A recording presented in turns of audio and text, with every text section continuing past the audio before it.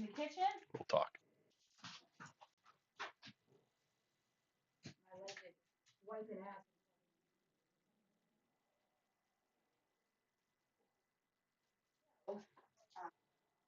So yeah, anyway, so. All right. Hey, Dad. What's up, everybody, and welcome to the Sports Dummies podcast. I am part of your host, and we're going to be here for the majority of the night talking about sports. We got some news to share. We're going to recap Thursday night by what Mike was just telling me. He didn't watch it basically at all, so he has like kind of plays. no clue what's going on here, which is okay. We'll fill him in. But we're missing Matt tonight. He has some family stuff that he family wanted to obligations. do. Yeah, he had some family stuff that he wanted to do to fit in for the holiday season. It sounds like so. He's off doing that. We're gonna miss him on tonight, but we're gonna get everything covered and get everything set. And while we do that, let's get Mike in here. What's up, Mike? How you doing, bud? Good, buddy. How you doing? Huge sports day. Yeah. My phone was blowing up with a few things. Me being the big hockey fan, I'd like to talk a little bit about that once we get a chance. Well, I'll tell you what. You just brought it up. Let's just dive right into it. Get it pretty much out of the way. Only because there's really no way to kind of squeeze it in later. So let's kick off the show with some NHL news. Big news out of the Penguins camp is that my Christmas wish has come true. And Tristan Jarry has been traded finally. He is gone. He's out of the Penguins. I am so elated. Mike, I think we had talked, I don't know if it was on air or if it was privately, and we had made discussions about Tristan Jarry and building his trade capital, which seems as if the Penguins did. He looked a little bit better this year, but he's still Tristan Jarry, losing games he shouldn't, giving up, blowing leads that he shouldn't. But in the long run, the Penguins did what you thought and you said that they were going to do, and that was build him up to make him a trade candidate, to make people believe that they were getting something out of him. And it turns out that may have been the truth. Now, what did we get in return, Mike? You tell me that. All right. Well, first off, let's go back a year ago. Let's build this straight up. A year ago at this time, the one thing we know about Tristan Jarry, he played himself off the Penguins last year. He was on waivers. Right. So the Penguins bring him back because no one claims him. Right. The guy career-wise is injury-prone galore. Mm-hmm. Hamstring injuries, knee injuries. So the Penguins play him 14 games this year. He's been phenomenal. Which that's all I could ask for. That's all we wanted. Listen. Because we have two young net minors in the minors. The rookie Sergei Mirasov, the Russian, is tearing it up, shutout after shutout. This doesn't mean now, mind you, this trade does not mean that he'll be up instantly.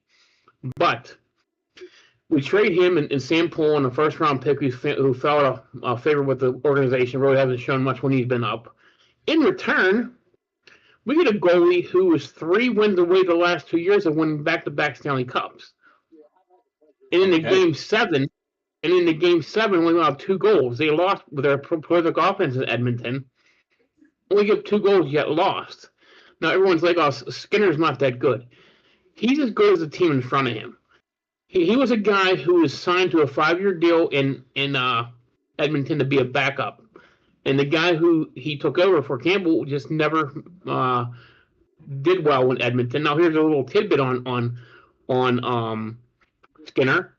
The kid's from Edmonton, so any loss that Edmonton has, the pressure was squarely on this kid's shoulders. Yeah. Now he leaves Edmonton, comes to Pittsburgh, where the Penguins look. Kyle Dubas has turned he has a Midas touch with this deal. So like I said, we traded 2 players who won out of Pittsburgh, $6 million off the books the next 4 years in Pittsburgh, which is incredible. Yep. Okay, get back this young kid, 27-year-old in Skinner. We get back a 31-year-old defenseman who's played in the regular season, probably averages about 18 minutes. Their 2 Stanley Cup runs, he's averaging 24 minutes. What's that tell you? He goes from a number 5 defenseman to number 3 defenseman. So that tells me at the trade deadline, they're going to flip him for another pick or 2. Right. So again, and then we pick up a 29 second. Yep. So this is where all this leads. This is gearing up for the Penguins. Kyle Dubas looks like a genius for one reason. In 2029, every big name in the league is a free agent. And the Penguins will have in the upwards of $60-70 million to spend. And possibly, Wow. Yes. So are we thinking that Austin Matthews is finally going to leave Well, Toronto? here's the thing. Who drafted Austin Matthews? Kyle Dubas. In Toronto. In Toronto, right. I'm not saying they're going to target him, but these names are out there in 2029. Austin Matthews, Well, the Connor McDavid. right. And if you think about it, and both of those teams too, let's think about both of those teams, right? Both of those teams have gotten to the top of the mountain but couldn't get to the peak. Right. They've both Yes. they both sniffed the air on Mount Everest, but they couldn't Right. get to the very top of it. Right. They couldn't get to the summit. So Right. how many times are we going to run it back before we think to ourselves, maybe this isn't the answer? And here's the great thing about this whole trade. So, not only get rid of Jari, God bless him. He's played great this year. Listen, I give the kid kudos. Hey. But you compare him and Skinner. Good luck. Good luck. Get out. Skinner has won 7 series. Yeah. You know how many Jari's won with the Penguins? 0. Okay? And in our last 3 series, the team outplayed their team. We lost in goaltending. So that was the big deal. But the great thing is, by 2029, you're probably having Crosby, Malkin, Letang, Carlson all retire. Right. So now you're going to have your core of youngsters you have now and all this cap room with whatever choice of goaltender. And that's the thing. If Skinner turns into what he could be, we even get it. It's even a bigger deal what we just made. Because I think with the Penguins, how they stack up defensively right now, he in his last 5 games, he's been really good. To start the year, he's been bad. But Edmonton as a team was really bad early in the year. Now they're good. Again, reasoning is, the pressure's going to be off this kid. He's out of his hometown. He's not sleeping in mom and dad's bed anymore. He's coming to Pittsburgh fresh. Tristan Jarry, if I'm a Edmonton Oilers fan, I'm going, I'm getting a guy who we could have got off the heap of garbage pile last year for nothing. Now we get a second rounder, a veteran defenseman, and a goalie who led us to 2 cups. And what do they turn around and do now? Everyone in the NHL is saying, well, now the problem with Edmonton is they need a defenseman. Because you had to give a defenseman to get Jarry. So it's kind of ironic. So, Yeah. So the deal, Dubas looks like gold right now. Looks like King Midas right now. Great trade. And I couldn't be happier. Now we'll see.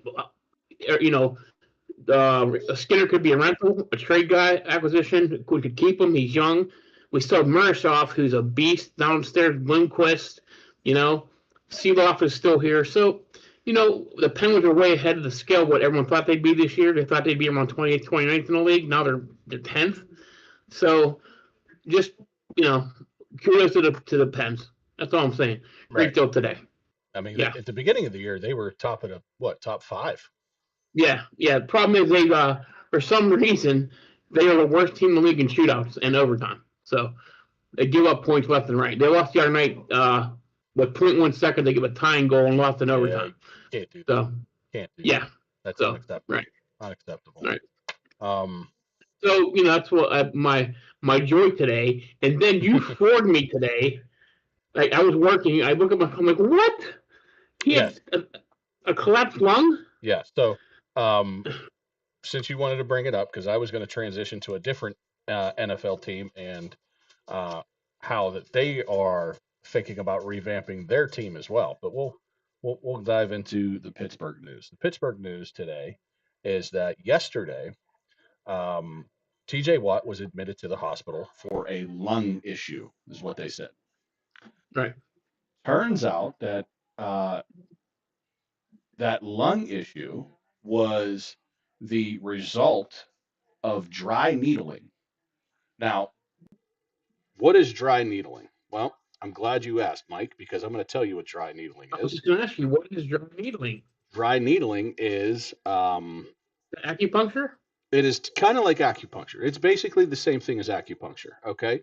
Okay. It uses thin needles, like acupuncture needles, to release tight muscle knots or trigger points for pain relief, improving movement, and injury recovery. Um, it also has other functions too, where it can help reset not just pain, but like headaches and things of that nature. So basically, it's it treats a whole different kind of things: neck, back, shoulder, arms, legs, jaw, headaches, migraines, sports injuries, postural issues, sciaticas, fibromyalgia, plantar fasciitis, and rotator cuff injuries. So it can do a world of things for the body if you're doing it the right way.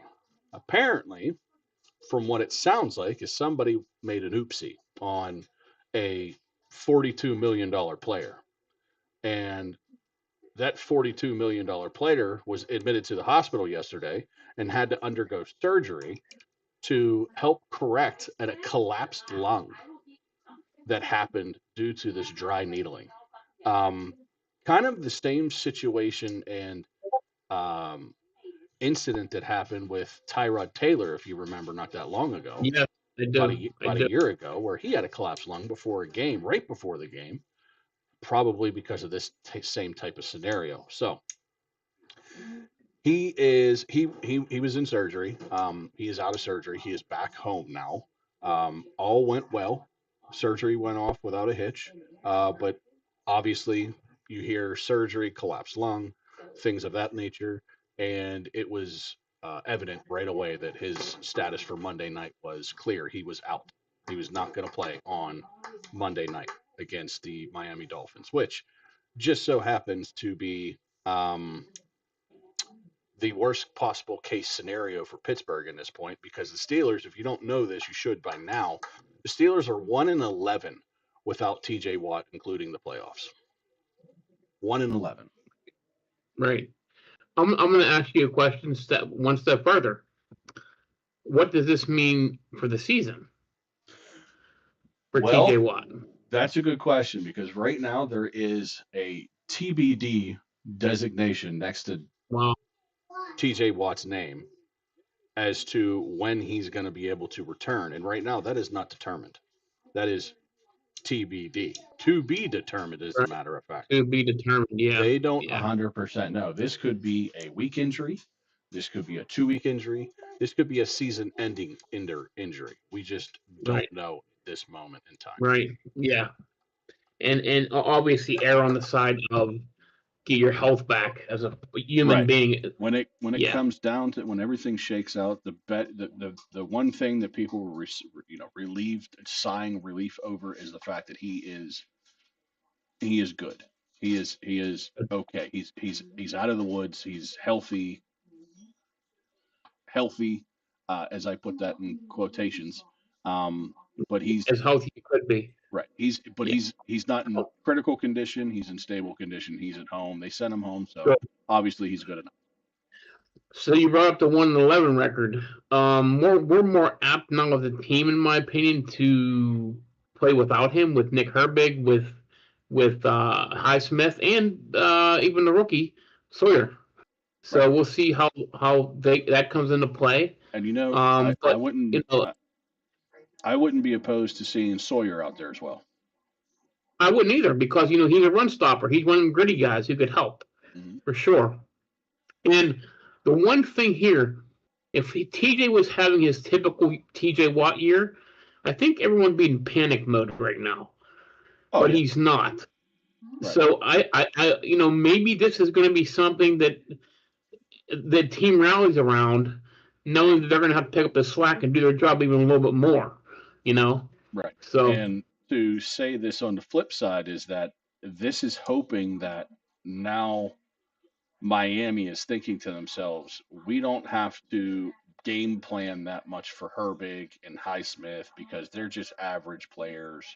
TJ Watt was the one that we had to game plan against and get chips on and run to the opposite side and, flip the right. plays and all this other stuff. Now that he's not going to be in there, maybe they might take it a little bit easier on Herbig and some of the other guys with the double teams.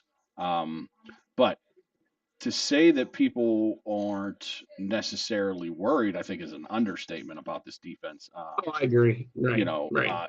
Considering the fact that even with TJ in, they were abysmal. I mean, for crying out loud, Yes. TJ played a whole game against Buffalo, and they still shredded us for 275 yards on the ground. So the defense itself is broken. Which Yes. another player just so happened to come out and talk about Terrell Austin again and say that there should be no reason why this guy is employed by anybody. Is that Steven Nelson? Yeah. Yeah, I did hear that. Yeah. So, just put more wood in the fire. You know what I mean? Right. Keep fueling it. But here's something. There's some storylines here that we need to really get into. Let's stay in the division right now before we talk about Thursday night. Let's stay in the division right now. Have you heard of the latest press conference with Joe Burrow? No. Good. I'm glad you didn't. So here's what he said, and I'm going to paraphrase slightly, but I did have it written down for the one line that should make the hair on the back of your neck stand up. If I'm not having fun anymore, then what am I doing this for? Oh. His comments at a press conference has shaken the core of the Cincinnati Bengals right now. He is implying that retirement is imminent. And let me give you a couple stats on this, okay? Andrew Luck, probably one of the great quarterbacks that never came to be because his career wasn't long enough. Why? Because he played 86 games and he was sacked 174 times. Oh my God. Wow. Mike, it gets worse. Joe Burrow has played 13 games less, so 73 games. Okay. He has been sacked 203 times.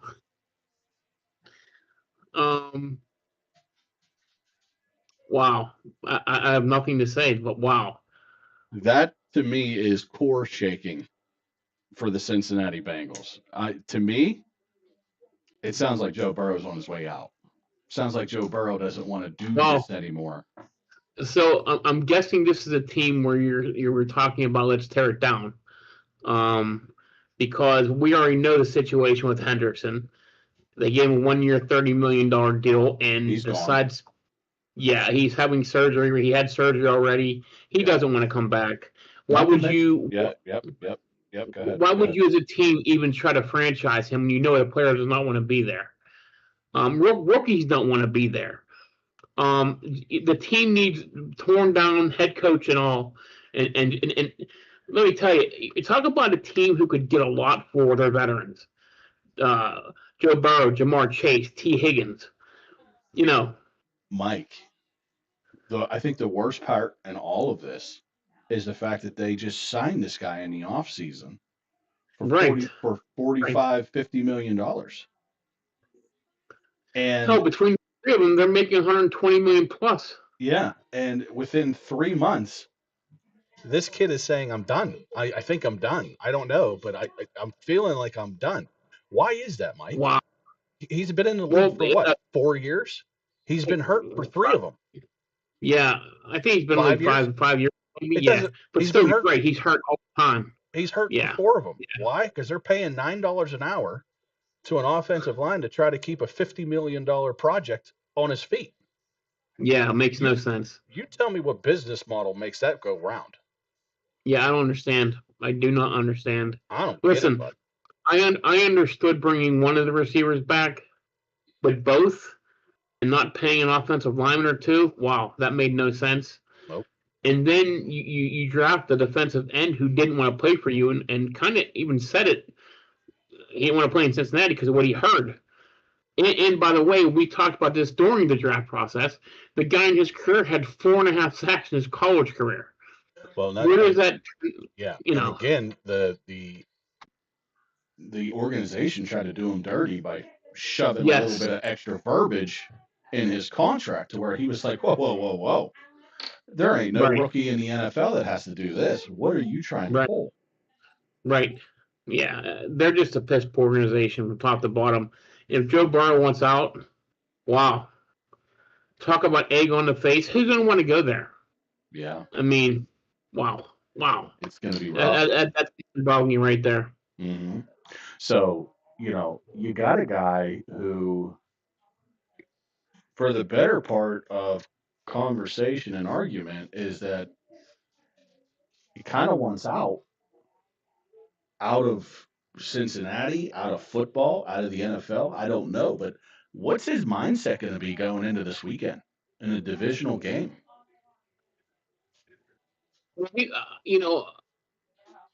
He's a football player through and through. He goes in wanting to win every game. So I don't think that. I don't, just because I know how he's a competitor. He was at LSU. I would to hope national so. championship. And you know what? They're going to want to bury their rival, Baltimore. So, I mean, and if I remember right, he plays very well. And this is a bad weather game, by the way. Weather will be into play in 5 or 6 games this week. He plays extremely well in bad weather. He played great in Buffalo, except for that one pass. Right. So we'll see. That's interesting, though, that this all came about. I didn't hear this, so. Well, you might want to go back and check it out after this is over. I will. It's quite interesting to hear him talk and the expressionless face that he had on, nonchalantly just saying, I don't know if I want to do this anymore. Wow. Yeah, I mean, it was kind of like, oh, did he just say what we think he said? Right. It was, Wow. yeah, it was pretty shocking, in my opinion. More shocking than a TJ Watt news that came about, in the quick 24 to 48 hours that we've been hearing about it. And to top things off in Cincinnati, T. Higgins is also out for this game coming up. He's still in concussion protocol. Which didn't he play? He came back for a game. Yeah, he had one game out with a concussion. Played last week. Had a big game. Hurt his head again, and then he's out this week. So yeah. Okay. So since we've talked about the 2 biggest story notes, we're going to talk about the 3rd biggest story note, and it just happens to tie in with our recap of Thursday Night Football. Thursday Night Football, we saw the Atlanta Falcons go into Tampa Bay Buccaneers, and Atlanta ends up coming from behind in a 28-14 fourth quarter deficit to win in the expiring moments of the game. The overhit, Matt had the Falcons, the plus 4.5. But the big story is there's no quit in Kirk Cousins. Tampa Bay had Mike Evans back. They had Chris Godwin back, Jalen McMillan back, Mbuka, Bucky Irvin. They had all their guys back, right? And essentially, their defense is the one that did it. They couldn't close the door. Now the offense only put up 28 points too, but Atlanta's defense has always been, well, not always, but this year they've kind of been up and down, right? We've thought that they've been, they were good, and then they did get blown out by Carolina, or then we thought that they had a bounce back game, and then they fumble at the next game. So they've been up and down. Well, this game they were up. and at least to the point where, their defense only held them to 28 points, and Atlanta had that door open and stormed through it. Big line last night out of Kyle Pitts, 11 catches, 166 yards, 3 touchdowns. Mike, do you want to hear? Mike, wow. Mike, do you want to hear something sickening? If it has to do with one certain play, no, I don't. Do you want to hear something really sickening? It has to do with fantasy. It has to do with fantasy football. Okay, shoot. And it has to do with the fact that we're playing in the playoffs right now. Not me and you. Oh, yeah. Right. I'm in the playoffs. You're in the playoffs. Right. Between Kirk Cousins and Kyle Pitts, they had a combined total of 76 points. Oh my goodness. Yeah. Wow, that is sickening. And somebody left them both on the bench. Don't tell me. You left them on the bench. I 100% left both of those players on the bench. Oh. In my defense. I mean, I understand with Kirk Cousins. I mean, if he's not your number one quarterback, I get it. I get it. But in hindsight, I should have played him because of the fact I don't know what's going to happen with Justin Herbert. Oh, good point. I didn't think about that. Yeah. I didn't either. And by the time that I realized it, it was already the first quarter, and I was like, shit. Oh, well, we'll see how this goes. Oh, man. Yeah. So how's that for sickening? Oh, that's awful. I'm still projected to beat him, but that doesn't mean anything. Right. 37 from Pitts and 38 from Cousins. Oh, my God. Yep. 76 points on the nose. Oh, man. Yeah. Tell me how sickening that was. That's awful. That hurts. Yeah. So, at any rate, we'll see how that turns out. I deserve to lose this week if that's the case. I 100% welcome that if that's the case. But at any rate, yeah, Atlanta came storming back, down 28-14. Get the touchdown, go for the 2-point conversion, miss it. Tampa Bay gets the ball, can't do anything on it, 3 and out, punt it. Atlanta goes down, scores another touchdown, goes for another 2-point conversion, misses it. It is now 28-26. Okay. It is like almost 2 minutes left in the fourth quarter. And you would think, hey, this is prime time. All we got to do is run the ball, run the clock out. Well, they throw it. They throw the ball. End up having to turn the ball over with like 2 minutes left. All the time in the world for Kirk Cousins to march them down into field goal range. That's it. That's all we need, Mike. We don't need a touchdown. Right. We want a touchdown. Right. No, we can get over the 50 and still be okay. So essentially we only need about 10 to 20 yards here. Well, I think they get down within the 30 and then they kick the field goal and it's the end of the game. Like with time running out. Yeah, with like time running out. It was like 3 seconds on the clock. Go out there and needless to say that Todd Bowles was less than thrilled at his press conference. There was a lot of profanities yelled out during that press conference. I can imagine. But here was something very interesting, Mike. Before the game started, Arthur Blank came out, who is the owner of the Atlanta Falcons, and he said, I am going to evaluate the entire team after this season. That goes from the head coach to the coordinators to the quarterback situation. Wow. Because in my opinion, everybody is less than par. So they come out and win this game. I still don't think that saves Raheem Morris's job. I really don't. Right. For obvious I agree with you. For obvious reasons. It's great that you're able to pull out a win on prime time, but in the same right too, there's still an issue at hand. Something is still being a disconnect here. Is it the quarterback situation? Not to mention, he's not too thrilled with having to pay Kirk Cousins, who's been sitting on a bench, and he's getting $180 million. And his cap hit, I think, for the next 2 years is like $35 million apiece. Yeah, that hurts. Yeah, that hurts. So it'll be interesting to see in this offseason what happens to the Atlanta Falcons. And on top of that, too, what do we do with Drake London? Will we try to move him? We talked about this. The guy always seems to be hurt. I mean, he's a heck of a player, but man, here's another thing with the Falcons. Is it me, or they just don't use Bijan enough? I mean, well, you could. He did a nice game. I was just reading. He got 20 touches, so right. Well, not to mention he also had 7 catches for 60 yards too. Right. So they're using him that way, but I mean, Tyler Algier is playing really good when he's in there. So I mean, it's a nice breakdown with those two.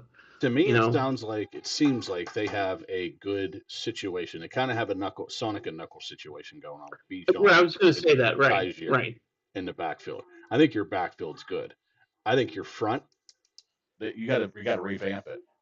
Figure out what you're doing with Penix. Are you in love with the guy? I mean, you seemed like you were when you drafted him at number 5, right after giving Kirk Cousins $180 million. Right. So you had to be in love with him. Yeah. Had to. And then on top of that, what are you in love with Kirk Cousins for if you put him on the bench and you're paying him all this money? You got to think about trying to move him too, if that's the case. Absolutely. Give this guy another shot somewhere else. Who knows? It's to me, it looks like New Orleans has their quarterback. Just go ahead and say it. But it doesn't seem like the Jets found theirs yet. Oh no. I think probably right now that's a team who's up at the top, near the top of the draft, who I would expect to draft a quarterback. Yes, I would agree. Arizona. I doubt you're going to go with Jacoby Brissett next year as your starting quarterback. Right. Maybe a Kirk Cousins can help you, starting there. But again, the way that they're playing, their record, they're probably also going to be at the top of the list for a quarterback. Isn't it funny though? So we talked last year going after the draft how 2026 a huge year for quarterbacks. Now they're projecting 1, maybe 2 going in the first round. That's it, which is interesting. Mendoza's the one who's guaranteed probably a top 5 pick, and then possibly the kid from Oregon. Other than that, maybe Simpson from Alabama, but Aller's hurt. He's not going to go in the first round, obviously. And Manning's probably staying in Texas. Yeah. So. And again, we talk about this religiously ad nauseum. There's no desire to jump to the NFL anymore out of college because of the NIL. Right. They're making money. They're making their money. So there's no rush to go and get out of college. And they give you all the damn chances in the world to go whatever team you want to, with the transfer portal and the NIL and everything like that. So you don't have to stay with the Tennessee Volunteers if you don't want to. You can say, okay, I played for Tennessee. That's great. Let me go see if I can go play for Georgia now. Well, and this all leads back to one player as we're talking about it. Quinn Ewers decided to come out, leave a $3 million NIL deal from Texas, and got drafted in the 7th round by the Miami Dolphins. Mm-hmm. So he lost money. So, not guaranteed either for the 7th round pick. So, but he's still hanging tough as far as I know. He's still on the team. Yeah, he's still on the team. Yeah. Right. Because sometimes 7th round picks they don't quite see the end of the year on a roster. Exactly. Right. So it sounds like there's going to be a few teams this offseason, not just Atlanta, that's going to start blowing things up and seeing what they can do with what they got. Right. And I can't imagine that Cincinnati's probably going to have to dump people anyway because they're carrying 3 huge contracts. So, what is their cap space going to be come next year? Right. So it'll be interesting to see how this all plays out. But yeah, that's where we're at. So It's just me and you tonight. There's no top five. We didn't do one. We like to do that stuff with Matt. He makes it entertaining and makes us laugh because he's a moron. But with that being said, we can just start getting into games here. And as we talk about these games, we'll also talk about the other injury news and everything like that we have that you know of. So let me just refresh this to make sure I'm getting the most up to date lines, and it looks like I do. So here we go. Cleveland at Chicago. The Browns are getting 7.5,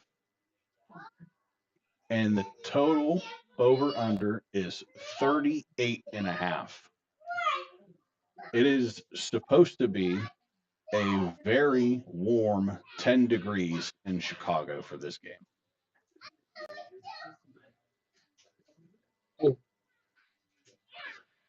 So I just read the Browns have 4 defensive starters out for the game, which is interesting. Ramadunze is a question mark for the Bears. So I could see this being a heavy run game between both teams. 7.5 seems like a lot of points. The one thing I keep thinking about last week, boy, Tennessee tore them up on the ground. They tore the Browns up for sure. Well, if you're talking about 4 defensive starters out. Right. 7.5 seems like an awful lot in this one. But Chicago needs to bounce back big. Give me the Bears and the under in this one.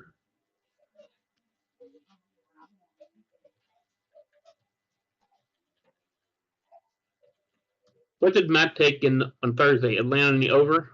He took Atlanta in the over. Okay. I'm going to take the Browns because it's 7.5. They kind of kept it close last week with the team. They should have won that game. Chicago lost a tight one against Green Bay as well. Sorry. So I'm going to take the points in this one. I'm going to take the underdog, and I'm going to take the over. I understand that it's 39 degrees or 10 degrees, but that means that people don't want to tackle. So you could see a couple runs here over 25 yards,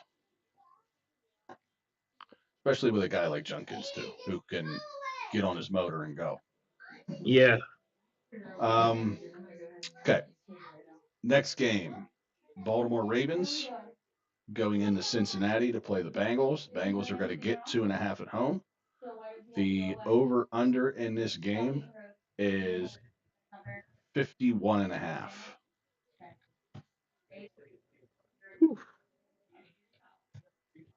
Mike, did I tell you that the Browns is 38.5 or 39.5? 38.5. Okay. Yes, that's correct. Yeah.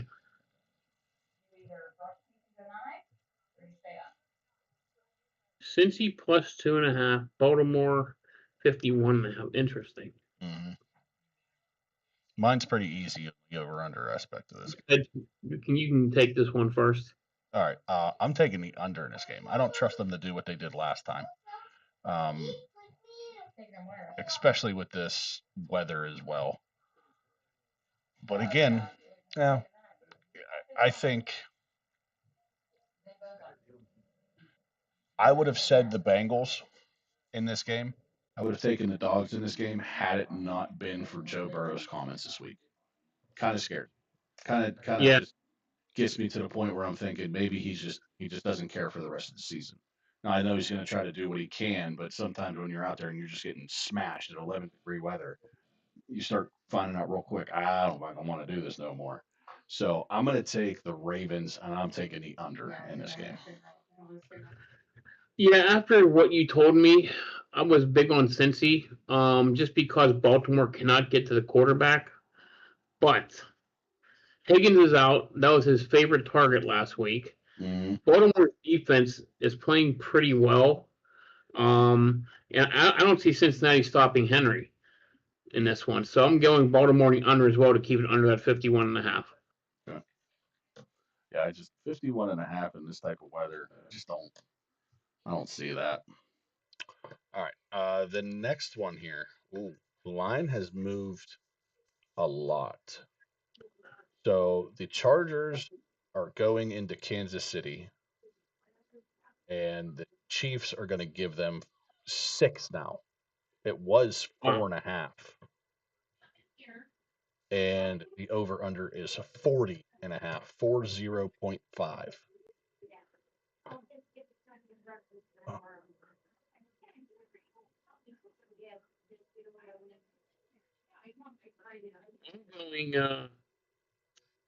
I'm going over in this one. I'm for with you. sure. I'm with you. I'm going Kansas City though. Okay. I still think there's a pulse there. Even though I did read 2 offensive linemen are out this week for Kansas City, so that matches Chargers with 2 out, maybe 3, and also someone else is a Hollywood Browns out this game for Kansas City also. But I think they're desperate. They need to win their last 4 to even have a sniff at the playoffs if they will make it. I think they're going to be a team. It's a team no one's going to want to play these last 4 weeks. So give me Kansas City over in this one. Good. The night bird. I know, I hear it. I'm going to take the Chargers because 6 is a lot of points, and this is a divisional game if nobody realizes this. So I like the Chargers in this game. Another week of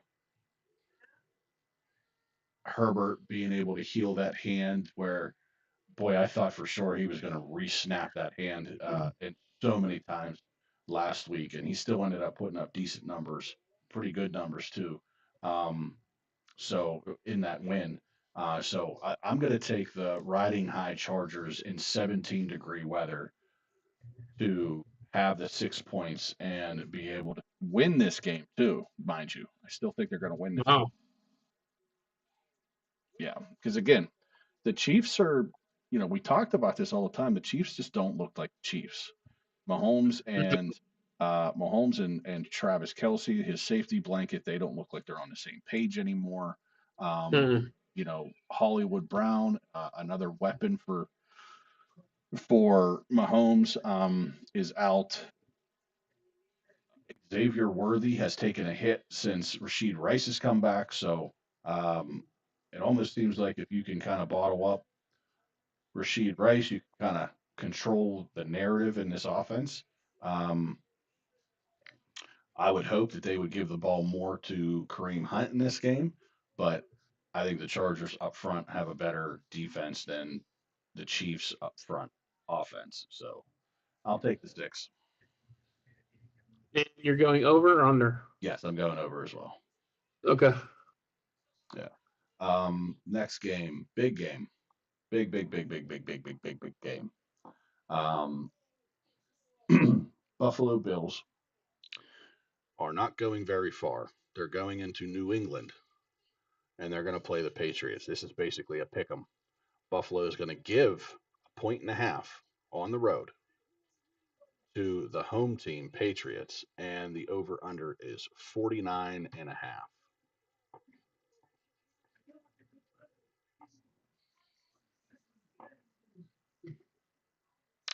Big division here. Even though I think New England's pretty much already locked up the division. I think, they will with this win if they do. Right. I'm taking Buffalo in the under in this one. All right. Another desperate team, needs a win, needs to keep winning to keep their playoff hopes alive. Probably looking at like a top wild card team. So give me Buffalo in the under in this one. Sounds good. I'm going to take the opposite and the same. So I'm going to take the Patriots, getting a 1.5 at home, being the leader of the pack here, and I'm also going to take the under this game. Although I think these teams can easily put up 30 points. But I think there could be a factor in this game too, though. Who's that? Weather may be a factor in this game. I'm not sure what the precipitation is going to look like, but I just pulled it up here. CBS Sportsline has a whole article. Okay. This is one of the games that they're talking about. Bills Patriots, high of 32. Feels like 22. 1 to 3 inches of snow, but wind gusts up to 21 miles an hour. So. Sounds good. Give me the over. Okay. Yep, I'm on the over on this one. All right. Because if it was anything like that slop ass game that they had last week with some snow in Buffalo. Yeah, it was nasty. Yeah, give it to me. Okay. The Washington Commanders are taking on the New York Giants in New York. The Giants are going to give 2.5, and the over/under is set at 46.5. Jaden Daniels is not playing in this game. They are sitting him for this game, with obviously still that elbow that they talked about. Right. Which I wouldn't be surprised they shut him down. Totally agree. To me, Bless it you. makes no sense why he's going to play. Yeah, Thank bless you. you. Yeah, you're welcome. Thank you. So, yeah.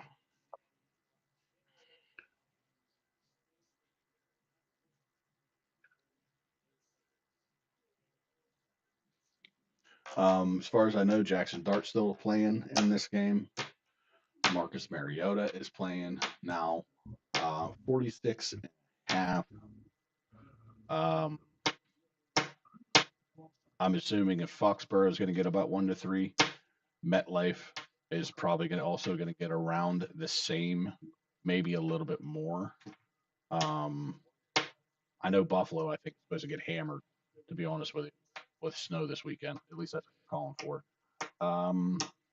For me, I see this being an under game of 46.5.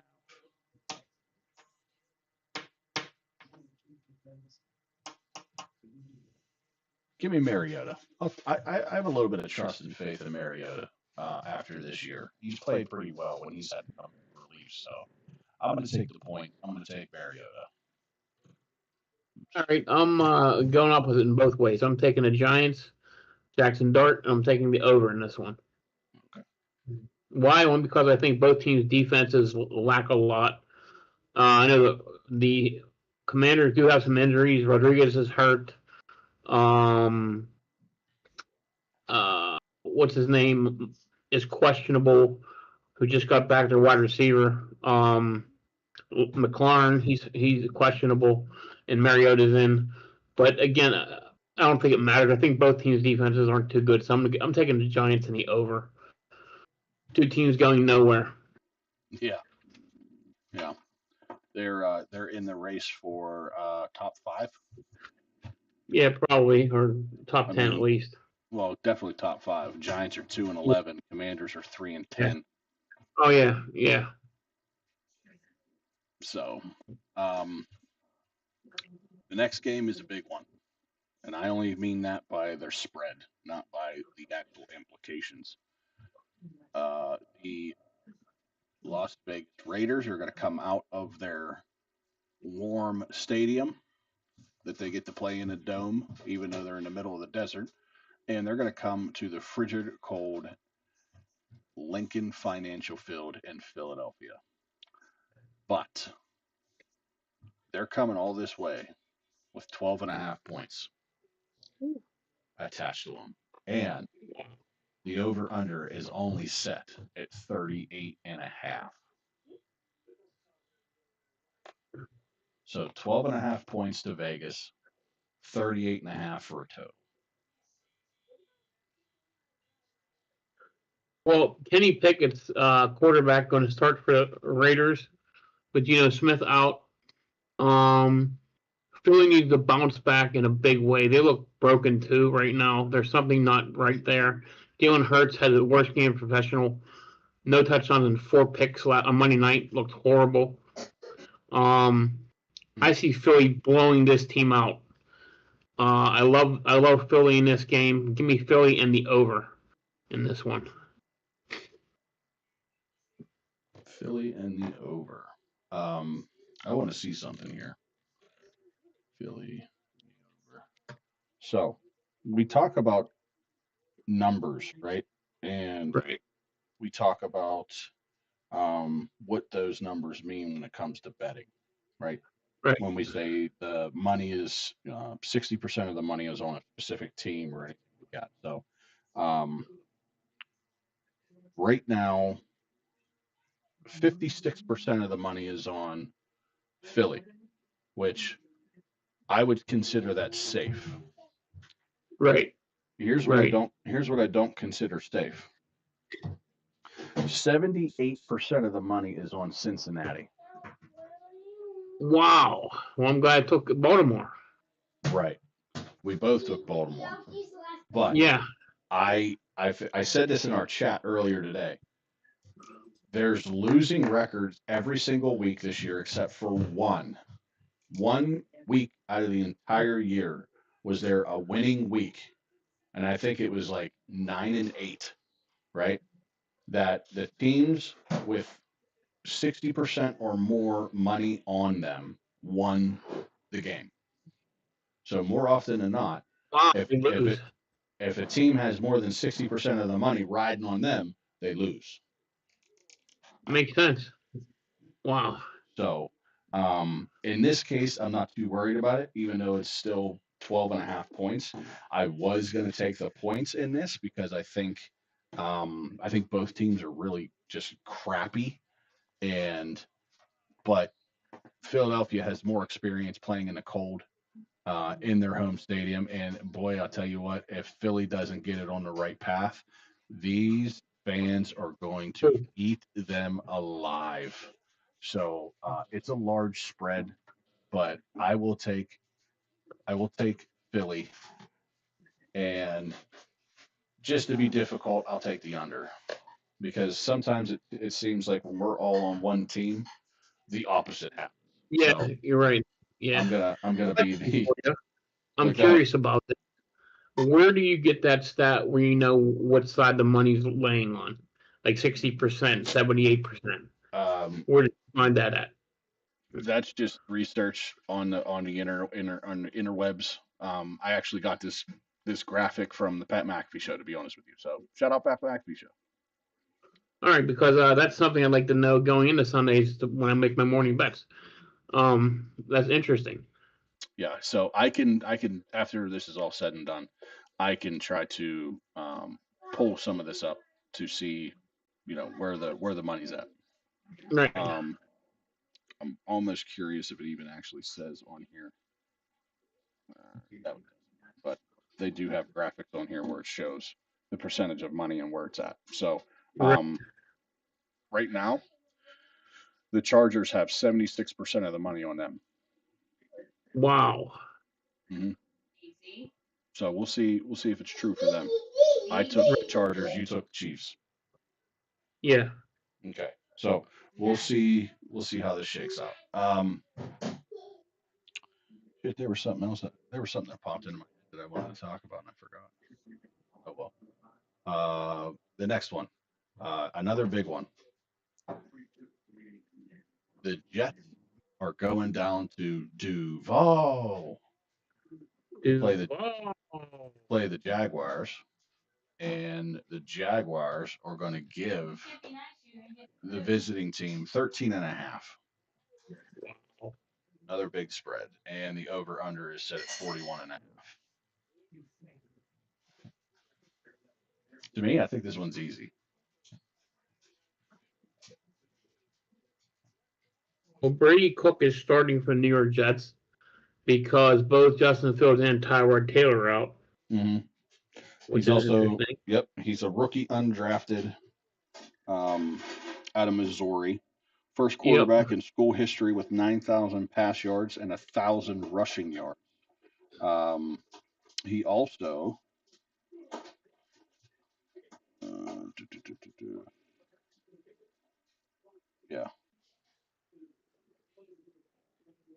he also won some awards and all kind of other shit.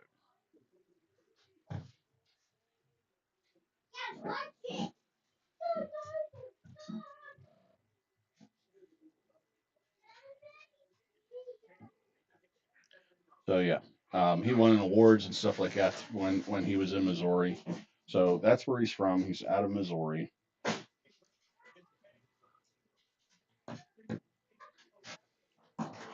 And and it's going to be obviously his first NFL start. Me, I think regardless of who's a quarterback here, No. Give me the tablet. the Jets are coming out of the cold weather, and they're going to go play in the warm weather. It's 72 degrees. So for me, I think the biggest thing that you can do is give the ball. Give the ball to Brees Hall. Let him cook. Try to get that running game going as much as possible to try to take the pressure off of this kid. And I think it's obviously they're not going to win this game, but I do think that Jacksonville is going to probably try to be too cute, too pretty to blow this team out. And this is just again, this is like the Mike White game, right, for the Jets, Right. where he threw for 400 yards, and we were like, "Who the hell is this guy?" I kind of get this feeling out of this game. So I'm gonna take the Jets. I'm gonna take the over in this game. Okay. I feel the same way. I just don't see Jacksonville being 2 touchdowns better than the Jets. Honestly, they don't have that flash. They beat teams. They're a good team, but I don't say, wow, they're going against the powerful Jacksonville Jaguars. Give me the Jets also. And give me the Jets, man, and give me the. Let me see. Give me the under in this one. Good. And I will pick this game, Jacksonville, as a defensive touchdown, though. Good choice. By the way, you both hit last week, no? Yeah. Me and Matt. Yeah. Let's see where we at here. Week 15, week 14.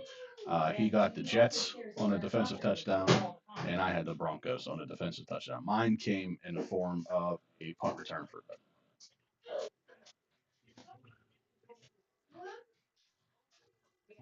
You got the Jags. I haven't really. I mean, I'll probably pick it at the end here. But all right. The next one. The Arizona Cardinals without Marvin Harrison Jr. He's not playing again. And the Houston Texans.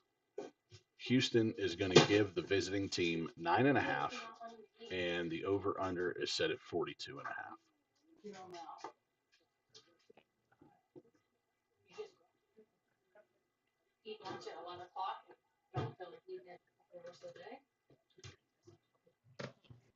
Interesting. Mm-hmm. Houston giving up that many points? Wow.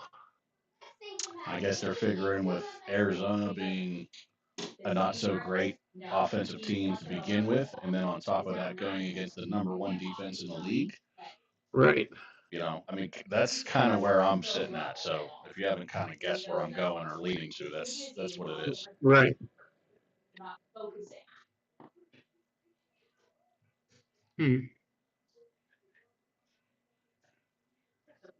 Arizona's a bad football team. They are. Mm-hmm. 10-point win for Houston, possibly. I do like Michael Wilson, though. I got to tell you that. I like it, that kid. Listen, they got some great players. Michael Wilson, Trey McBride, and that's the other tight end that I have. Going with Cal Pitts, and it's like, how do you bench? How do you not play him? You can't bench. How do you bench the guy that pretty much got you where you're at? You know what I mean?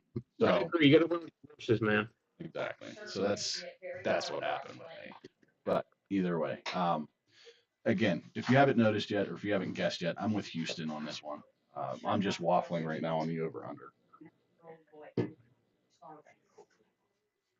am taking the over for sure. I'm taking Arizona in this one. Okay, so you're taking the points. Yep. And you're taking the over. Yeah. I'll take the under because I'm going to bank on Houston being able to stop Arizona from putting points up. And if that's the case, I don't think that Houston is going to be able to put enough points to go over 42. So I'm thinking that this is going to be a shutout game, or at least a 6 or a 3 game out of the Cardinals, and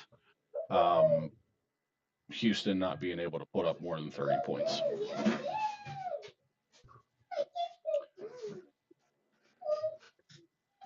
Next one. Game of the week, kind of.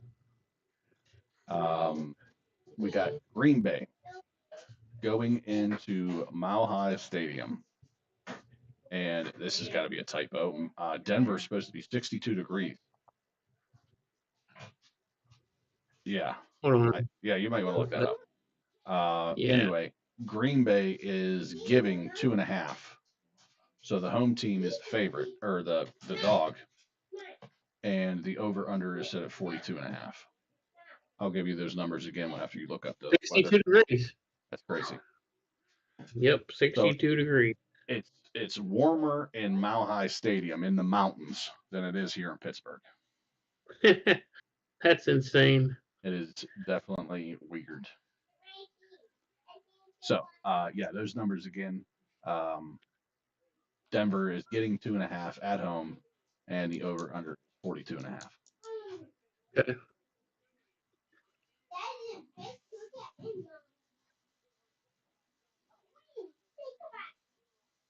Well, I'm going to take Green Bay,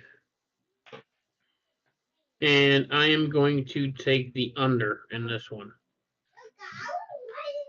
All right.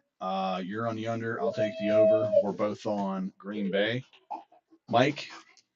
Okay. You ready for this one? Yep.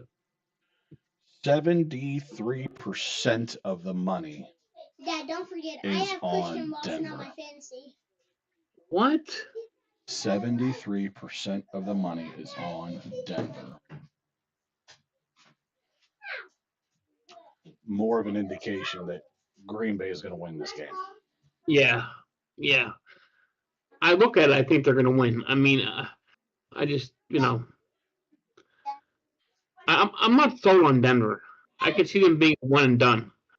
Like, I mean, it's possible, but they're good. They're a good football team, listen, but Bo Nix is kind of wishy-washy for me. I don't think he's more wishy-washy than J.J. McCarthy is. You think they're the same? No, I think Bo Nix is head and shoulders better than J.J. Oh, so do I. Oh, so do I. Okay. I'm not saying that. I'm just saying I'm not saying he's a bad quarterback, Nix. I'm not saying that at all. I just don't know what receiver is going to step up and help him every week. Cortland Sutton, we all thought was going to have this huge year. It hasn't happened. No. It's been Franklin a lot, Been Franklin, and it's been Mims Jr. Which is nice to have three receivers to go to, but you don't have one guy that scares you out there. Well, you try to tell me that they're not going to go out and get somebody for Bo next year. Oh, definitely they will. Absolutely. Yeah. So, if he's doing okay or good, let's say good, with the receiving core that he has now, imagine putting somebody in there like,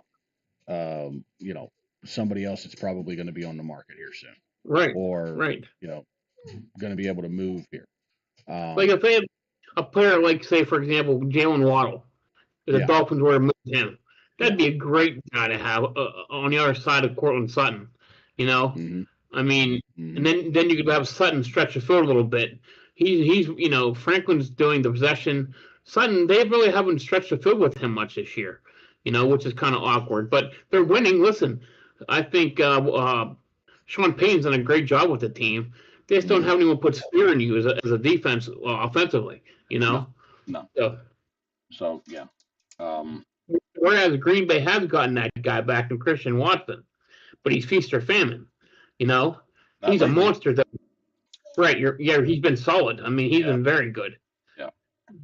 Only concern with Green Bay for me this week is Josh questionable with a knee and ankle, but Wilson's been solid as his replacement. Right. So, yeah.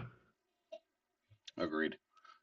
They're definitely going to need Jacobs in the postseason here too as well. So absolutely, he needs to get on the right side of the medical tent here. Yeah. All right. Next one. You can probably classify this one as a big game as well. I think I would. You got the Detroit Lions going up to LA, over to LA, I should say, to take on the Rams. The Rams, big game. Yeah, big game. The Rams are given 6. It was Okay, that's neat. it was 4.5. Yeah, Okay. this is a big spread against these two, in my opinion. Yeah. The over under is probably where you would figure it to be, and that's at 54.5. That's about right. Yeah. But the 6, That's ugh, a lot, man. that is a lot of points.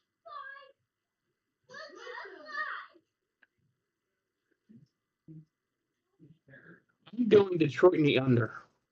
Okay, I'm going the Rams.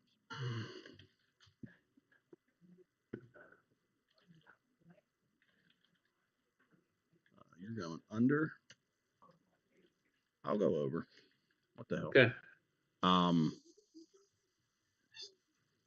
I hate to tell you, Mike, but 75% of the money's on Detroit. Really? Yeah. Wow. Wow. Well, yeah, 6 points, man. I know. I think Detroit can win this game, so that's why I took them.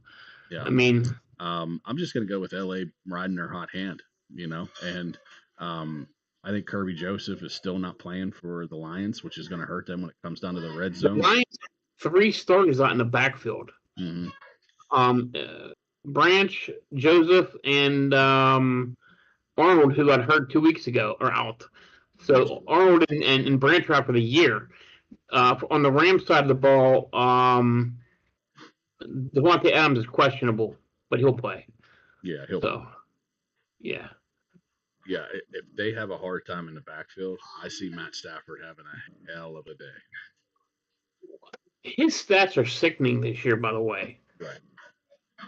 I mean, if Drake May wouldn't be leading that AFC with an 11-2 record and questionably playing at the top of everybody's game, you could easily say that Matt Stafford's going to win the MVP. I still have him as my favorite to win it. Yeah, Drake May is still the favorite, though. Oh, right now, yeah, he is. Yeah. So, all right, next game. Carolina Panthers are going into New Orleans to play the Saints and Tyler Shock. And the Saints are getting 2.5 at home. The over-under is set at 40.5, 40.5. I'm going Carolina in the over in this one. Okay. I'm going to follow you on the over. But I am going to disagree on the team. I think New Orleans is a little bit. They're definitely better than what they were at the beginning of the year, no doubt. Right. And I think Tyler is doing a pretty decent job at it. So, right. Being only 2.5, this is probably going to end up being a field goal game at the end of it. I kind of like the New Orleans Saints one. So, I think the last couple of times I took them, they won. So, I'll take them. Right. Well, they won 17-7 the previous meeting that the Saints won. So, right. Interesting. Yeah, I think this one gets wild though. Right.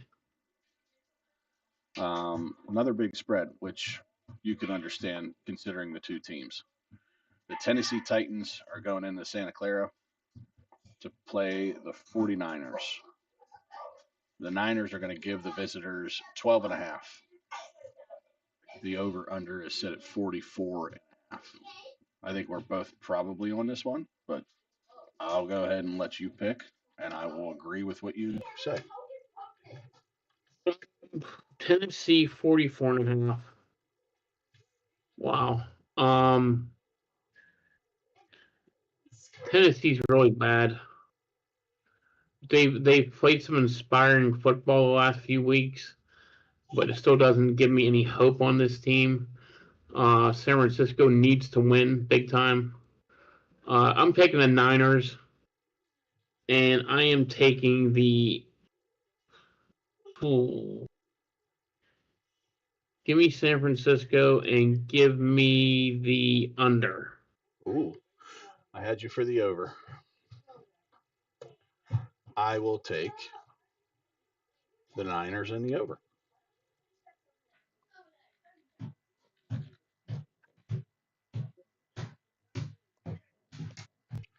And then comes the game that I think everybody is going to want to watch very carefully, considering the fact of what that has transpired this week in Indianapolis, Indiana, where the Colts have signed 44-year-old grandfather Phil Rivers.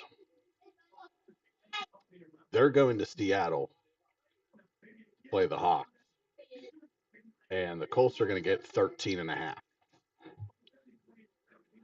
The over-under is set at 42.5.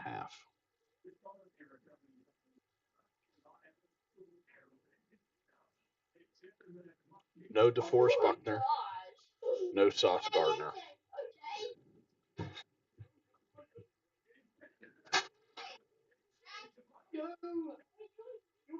Interesting. And I don't know, but I don't even know if we've got a set starter for the Colts in this game. I mean, did they come out and say that Rivers are leaning towards Rivers? Right. Because what's his name has an ankle injury. Right. They said he could probably go, but right.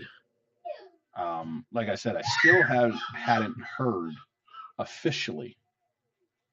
And usually those officials come in Sunday night, or I'm sorry, Saturday night. Like around midnight, they end up pouring in. Right. I know what I wanted to say now that I see it here.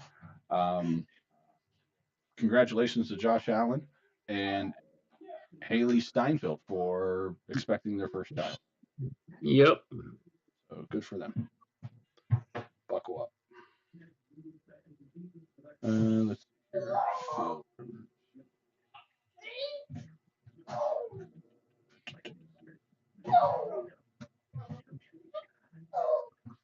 I am going to take the Indianapolis Colts, and I am taking the under in this one. I just think they're going to try to make this the shortest game possible in the history of the NFL and just run the ball consistently, and maybe have Philip Rivers throw on third down. That's it, on 3rd and 4, 3rd and 3, and hope their defense comes to play. And Sam Darnold turned into the Sam Darnold of old. That's what I'm thinking. This line opened at 46.5, by the way, the over under. Mm-hmm. It's done 42.5. So yeah, it looks like there's going to be a little bit of weather up there too. A lot of rain. Right. Balls are going to be wet. Boy, I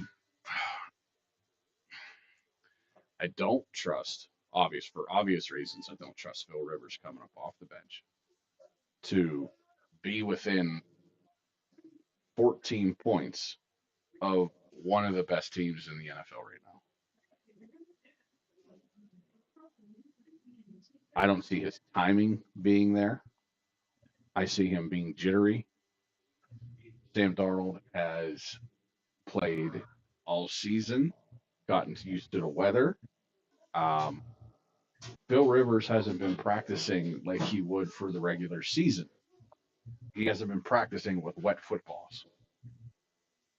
And if it's going to be extremely rainy up there, I just don't know if I trust Phil Rivers that much. I mean, we're talking about a movie happening this weekend if he comes in and beats the top team in the NFL. You certainly are. You got that right. I mean, this is a movie, plain and simple. Yeah. I'm going to go against the grain. Who knows? I think it's very enticing with the 13.5. I don't know if I have the guts to take the 13.5 though, even though it's so damn high. Yeah. Give me the Hawks and a large favorite. And 42.5.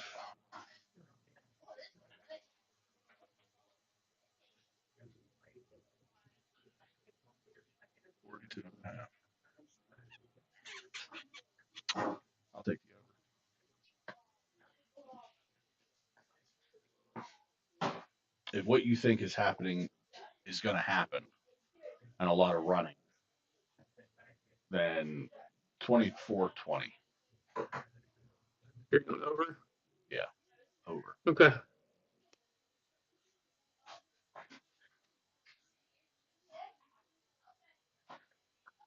And then we're going to get into our Sunday night game where we have the Vikings taking on Dallas Cowboys in Jerry World. And Cowboys are going to give the Vikings 5.5 and the over under instead of 48.5.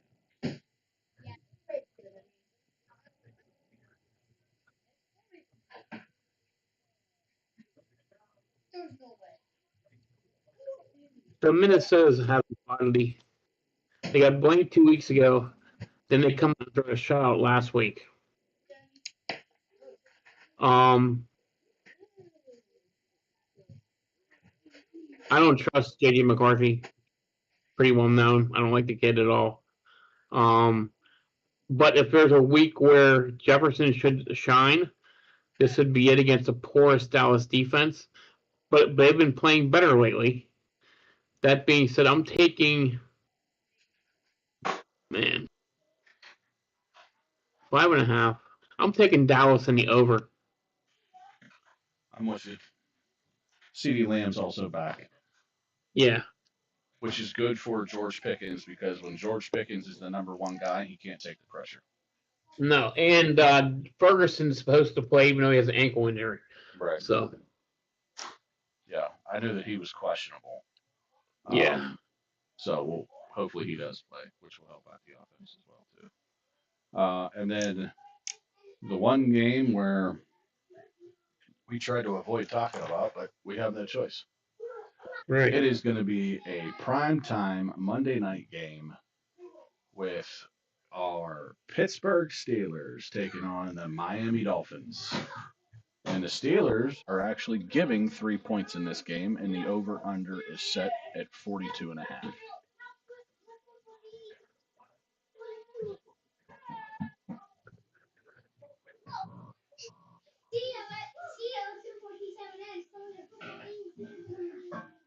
I think the Steelers win this game somehow. I don't think they win it by 3 though. So I'm taking Miami in the under.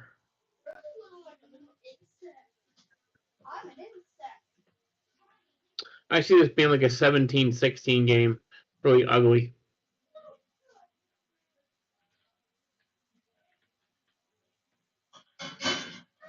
I'm going to take the Dolphins because I still don't trust the Steelers. And now their biggest threat on defense is out. And you could probably say their motivator in a sense. Sure, the team feels nice, warm, and fuzzy when they know that they have TJ Watt, in the game. So I know it's only going to be like 22 degrees.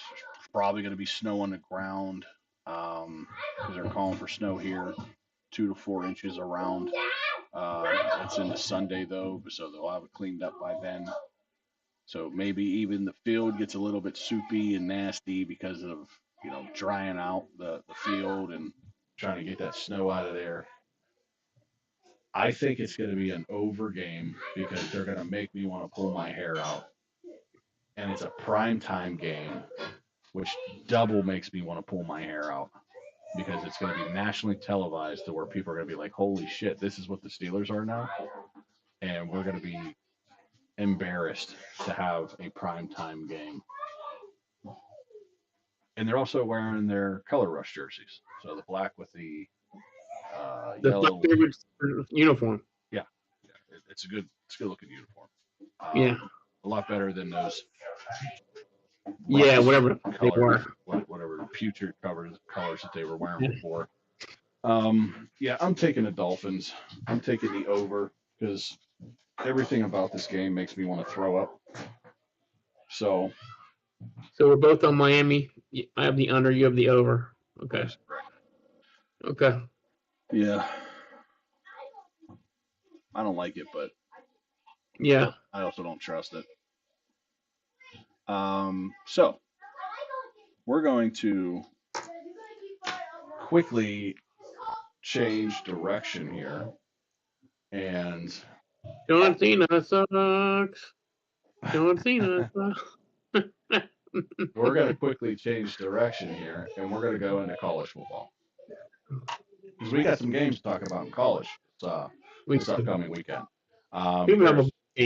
There's currently a game on right this second, and I don't know what score is yet, but I'll tell you.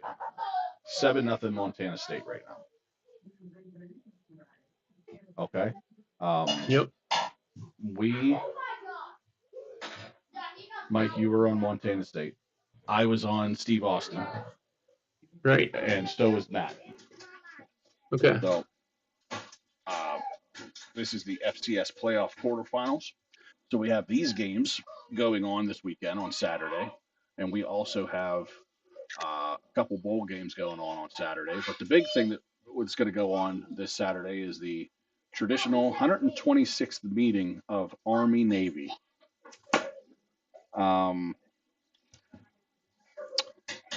The first game in Army versus Navy was played back in 1890.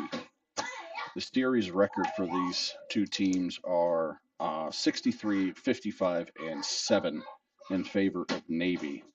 I say it's the 126th game, even though this has been going on for 136 years. And the reason why is they missed a few games because sprinkled in there was a couple of wars. I don't know if you heard about them, World War I, World War II. Right. But it's been played annually since 1930. I don't think it's going to be any different than what the overall record says. The Navy team in this matter has the overall better record as well, on top of what they normally are. They're 9-2 this year. Now Navy is giving 6.5 to Army, and the over/under is set at 38.5. Very small over/under. To me, that's a small over/under. I think it's a no-brainer for me. I'm taking the over. And Navy looking like the better team. Now, I know that this is going to be probably a tight game. It typically always is. I just think that Navy is a little bit better this year than years past. So I'm going to take Navy. I'm going to lay the points. I think they do beat them by a touchdown at least. And I'll take the over.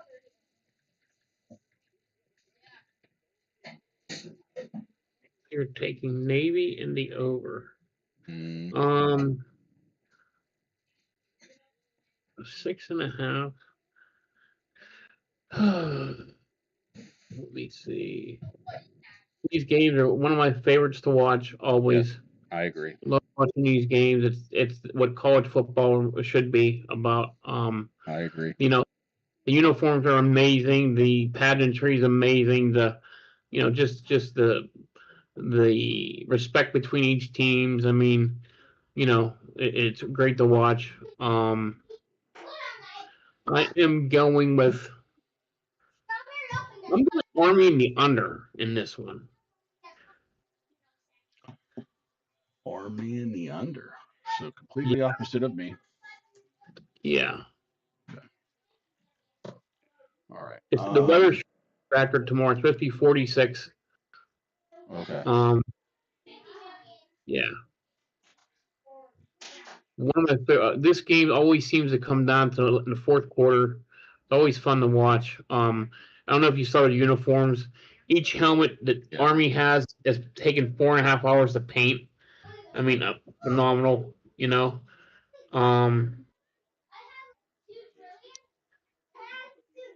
Yeah, I did see. I saw the Navy's. Because my grandfather and my uncle were in the Navy. But much respect to both, teams. So Absolutely. I'm in the middle. Oh, never mind. I found it. Yeah, I got Navy, even though my grandfather was in the Army. But just for this game, not so much just for the fact that, grandfather was in the Army, but I like Navy's just in this game in general. So that's where I'm. So I finally did find the spread for this next game. This is actually the first game on Saturday, one of the first games on Saturday. Okay. This is the Cricket Celebration Bowl, hosting South Carolina State versus Prairie View A&M. Prairie View A&M is going to give 1.5, and the over/under is set at 52.5.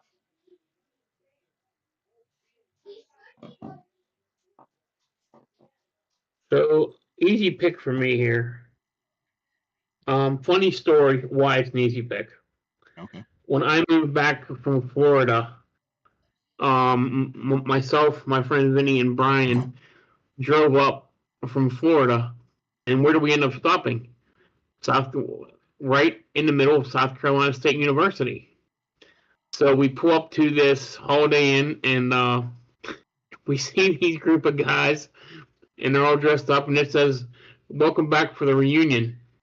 So me and my buddy go up to the thing. We're like, "Yeah, we're ex-football players. We're here for the reunion." And the girl looked at us like, mind you, South Carolina State's probably black school.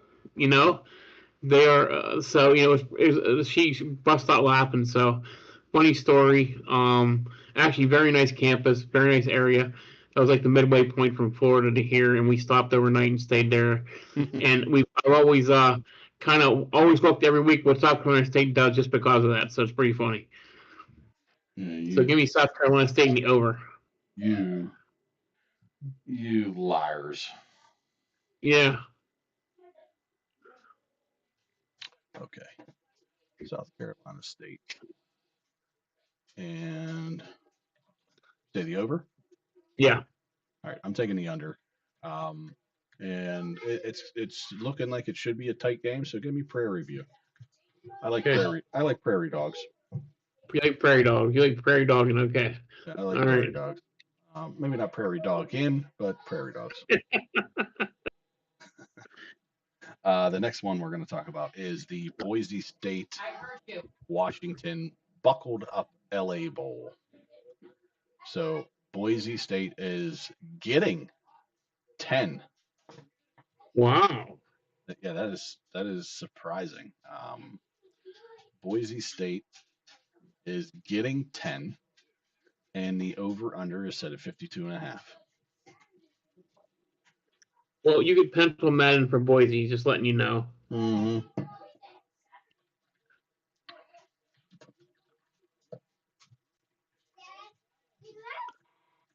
Boise State. Wow.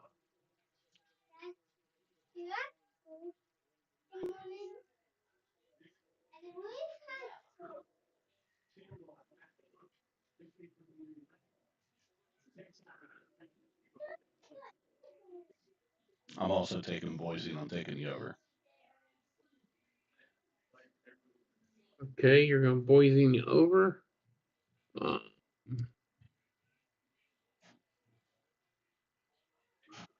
have to make my picks on this game, damn it.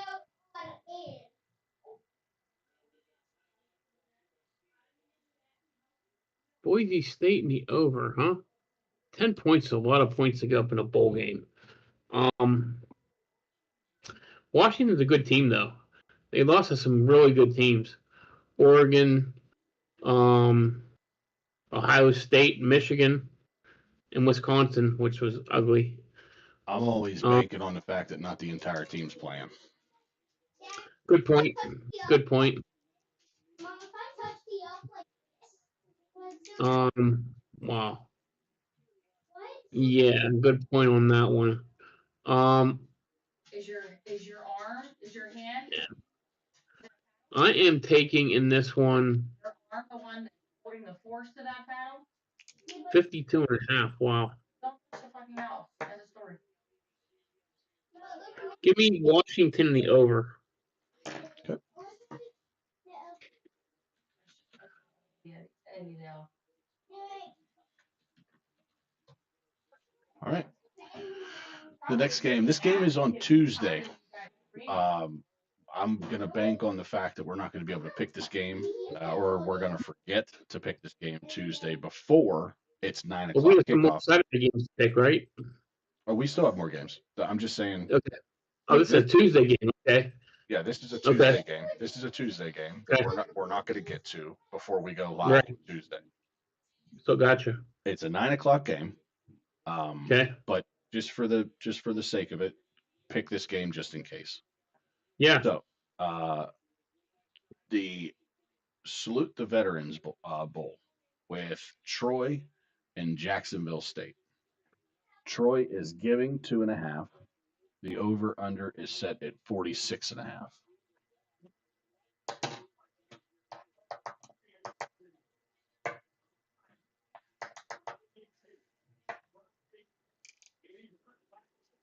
I'm going Jacksonville State in the over. Matter of fact, I like Jacksonville State to win this game outright. I was going to say the same. I was looking at these two teams, and I like Jacksonville State better in this one. And they just have points as well. I'm riding with you, Mike. Okay. All right.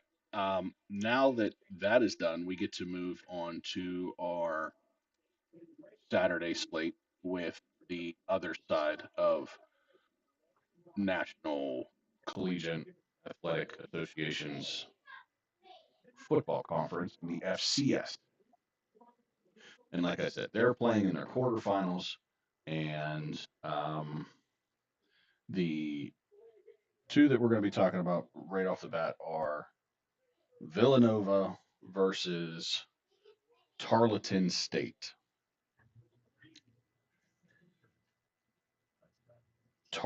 Tarleton State is giving 12.5. And the over/under set in this game is 53.5. And just to give you a little insight, last time I looked, Tarleton was the second best odds for winning the playoffs for the FCS. Montana State scored again. Well, I'm going with a team that no one expected to be here. Pulled 2 upsets the last 2 weeks. I'm taking Villanova, and their quarterback who has 22 touchdowns and 2 picks on the year, and give me the over. Unfortunately, Mike, you're going to have to make room in the car for me as well because I'm riding with you. I think I've been on Villanova both games that they've played, and obviously they're still here. So, yeah, I'm going to ride the hot hand, and I'm going to hope for an upset. Yep. No, I don't think that. I don't know. I'm not going to say that I don't think they're going to win because they might. Who knows? They might. They're playing. They upset They upset 2 teams already. So yeah, you know, 12.5. That's a ton of points, too. So yeah. All right. The next one that we taking the over. Oh, I'm sorry. I told you I was riding with you. Okay. To make room in a car. I'm getting. Gotcha. Getting in. Okay, the next one. It's going to be South Dakota versus Montana. Montana is giving 7.5. Montana is also the #1 team odds-on favorite to win the whole thing.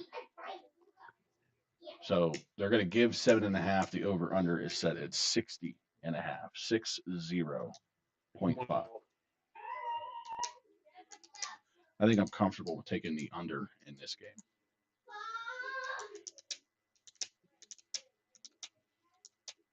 But I'm also comfortable with taking the over, or I'm sorry, the laying the points in this game. So I'm going to take Montana, and I'm going to take the under in this game. And I'm with you on Montana, but I'm going over. Okay.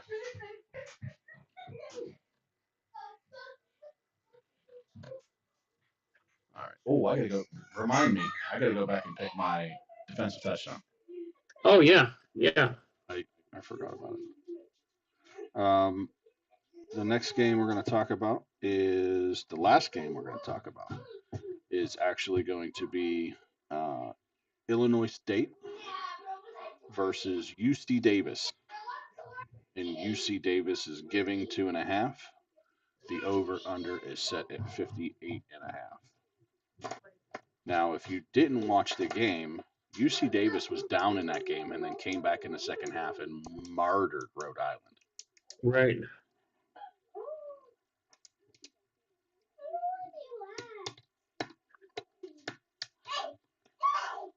I'm going to bank on UC Davis being able to bring that momentum over into this game.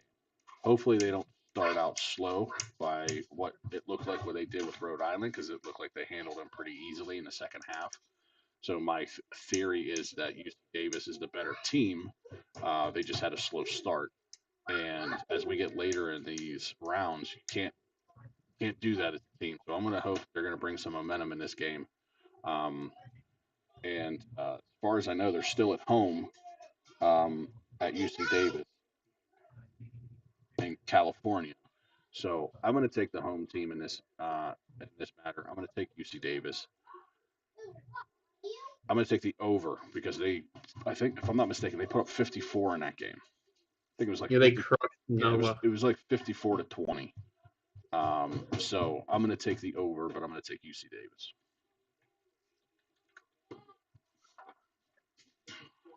So Illinois State, the Redbirds knocked out top-ranked North Dakota State last week. Even though they had their quarterback threw 5 picks. Ooh, bad game by Montana or by North Dakota. Yes. Right. So that being said, I'm with you on UC Davis. And I'm going over. I'm with you on this one. Okay. All right. So we had talked about the Superdog picks and how we were going to go about it. I made the suggestion that we pick the team, we pick the game, no matter what the spread is, you take that spread, right? Obviously, if you win outright, you get spread plus 5 extra points, and that'll go towards total. If you, obviously, if you just get a little bit of that spread, you still add an extra 5 points to it. You put that towards your total, just like we've been doing all year. So this one, there is no cap on what the spread needs to be. The cap during the season was 10.5. Then the playoffs here, where things are a little bit tighter and there's not as many picks to choose from, we just go ahead and pick whatever game you want to pick. Whatever spread it is, it is.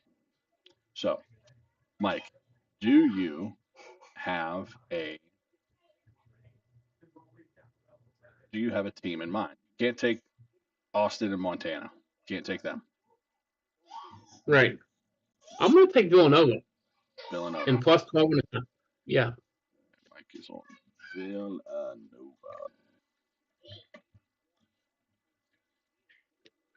12.5.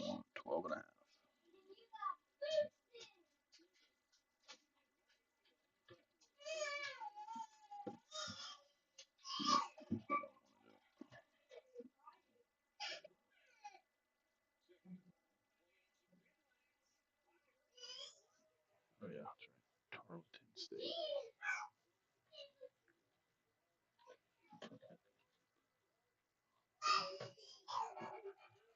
Still unsure where Harlingen State is. I don't know. Look right now. I don't know what their mascot is. I'm going to take Boise State against Washington and a +10.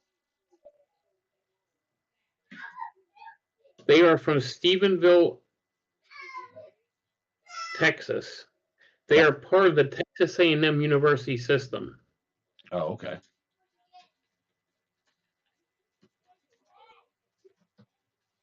Okay. Very well. Their mascot is a Texan Rider. Okay. Texan Rider. Yeah, I guess considering the fact They're known as the Texans, Tarleton Texans. Oh, okay. So, yeah. Makes sense. Makes sense. And Villanova's what, the Wildcats, right? Yeah. All right.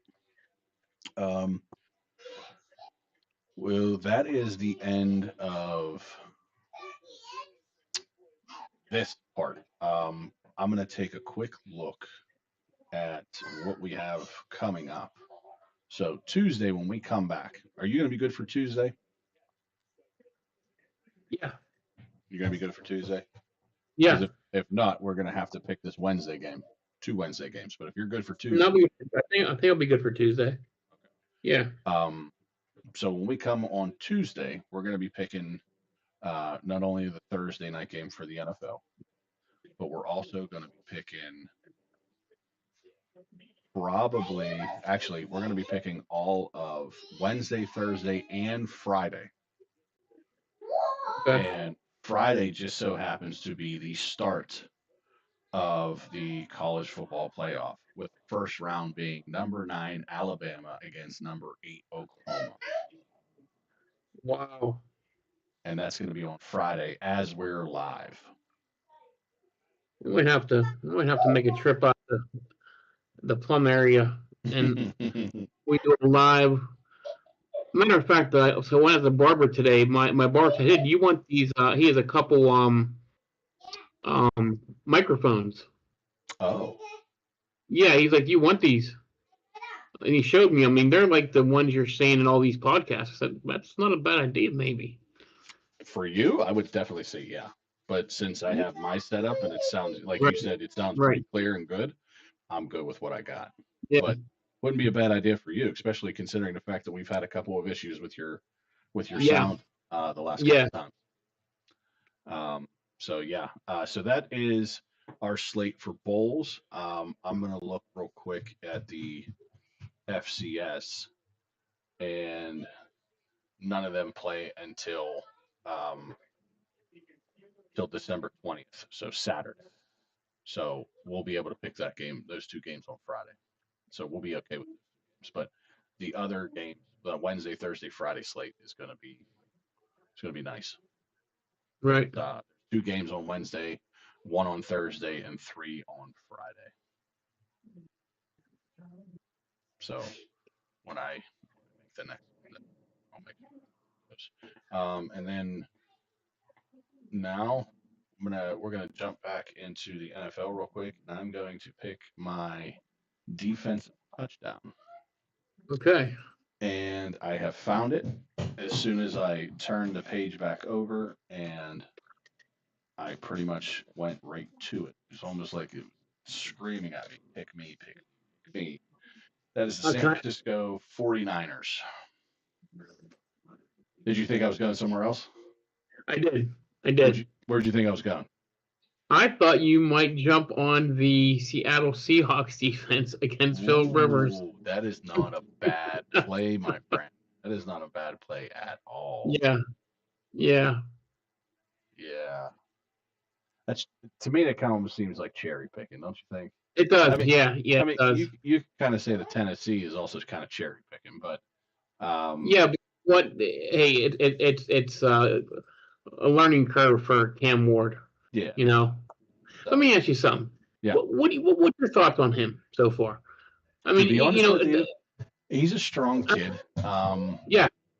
I I don't think have. they haven't started him with much talent around him yet. No, there's You know? nobody around him. Tony Right. Pollard is their best player. Right. Well, you also had Calvin Ridley, but he got hurt too early. Right. That's what I'm saying. So there's not much there. No. You know. So I haven't seen enough of him personally to make. Me neither. That's what I was gonna say. I really don't have an opinion on him. No. I can't say good or bad, but some of the highlights I've seen, Right. The kid looks like he has a huge arm, athletic. But again, it's very small sample size because we haven't seen him a lot. You know, like. I mean, we haven't seen him at all. We haven't played him this year, so. Right. Not really sure what he is. I mean, even watching Red Zone, you don't show a lot of Titans games. You know. No, there's not a lot of scoring in Titan games, right. Especially from the Titans. Right. So. Yeah. So, while I guess we're kind of on, what do you think? Who do you think is going to be your next Heisman Trophy winner? Do you think it's going to be? Do you think it's going to be the favorite Mendoza? Yeah. Yeah. Yep. Yeah. I have a feeling. I'll be shocked. I'll be shocked if it's not him. Well, here's the other thing too. Since they're still playing Mendoza and CENA, those are the only two that are in the running. Because Jeremiah Love and Pavia are not playing anymore. So you're basically going off of the work that's already been completed. You're not going into future work. Right. Because they're not playing anymore. They're done. So, in my opinion, Jeremiah Love and Pavia have no shot at. Yeah. I think Pavia is probably fourth. I'd give Love third. Yeah. I think it's between those two. I mean, I think it's Mendoza's to lose. I think he has to have a really, really bad game for him to lose. I just don't see it happening. I don't even think then, because we've seen what he did against. Now, again, it wasn't a high scoring game, but that doesn't necessarily mean that you need a high scoring game in order to win the Heisman. The fact that he just didn't lose the game, I think his fate was already sealed when he won the Big Ten championship. Oh, I agree. Absolutely. Yeah. Because without, I mean, realistically, Kurt Signetti should win the fucking Heisman. You got that right. You know what I'm saying? Yeah. I mean, he's the real MVP in all this. But I mean, his Heisman moment was probably the drive against Penn State, to be honest with you. Right. But he didn't lose it against Ohio State. So. No. Yeah. And basically it came down to whoever won the Big Ten championship was going to end up winning. Absolutely. Yeah, that's the way I feel. Yeah. So that's how I feel about it. So I do think it's Mendoza's. I think it's already in the bag. Yeah, me too. So, I wouldn't be surprised if Love saying vote for second would be close. But I just think that it's Mendoza's to. I think it's a runaway vote personally. And we talk about the MVP in the NFL being more a quarterback-driven trophy, accolade, award. You can probably say the same thing about the Heisman. Very rarely have you seen number one, a defensive player win it. I think Charles Woodson might have been the last one to win it, to be honest with you. As a defensive player, if there is any other ones, feel free to correct me, but it's the one that I remember. And some wide receivers and some running backs, but mostly it's all quarterbacks. Oh, quarterbacks, yeah. I mean, you have to have a ridiculous season receiving or running the ball in order to steal votes away from a winning quarterback. Right. You'd have to rush for like 3,000 yards and have like 56 touchdowns on the year or something like that. Yeah, like Tim Brown, Rocket Ismail, those guys were special teams guys, just amazing all-around players for their team. Charles Woodson was amazing what he did with Michigan. So, yeah. Yeah. As a receiver, you'd probably have to have close to 2,000 yards receiving, Yeah. and Right. anywhere between 17 and 24 touchdowns. Yeah. Exactly. So, some very tall tasks for those three positions. As a matter of fact, while we're on right now, Mendoza just won the Player of the Year, and Love won the Doug Walker Running Back of the Year. Okay. Yeah. Which, when you think about it, Player of the Year and Running Back of the Year, no surprises there. No, not at all.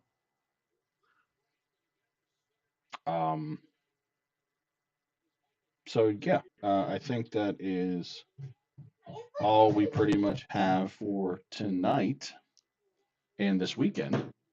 One other thing that feel that needs to be said: if you are a wrestling fan and you did not know this, although if you're a wrestling fan, you do know this, John Cena, the star of our childhood, the star of our youth. I say that because our generation has Stone Cold. Our generation has really John Cena, but we also have, because we're in this weird generational area where we have kind of multiple, but John Cena for the most part, 23 years, 25 years total, 23 in WWE.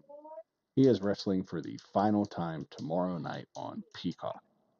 It's going to be live on Peacock, so if you have the Peacock network, you can get it for free and watch Sunday night's main event, which I will be tuning into. A little bit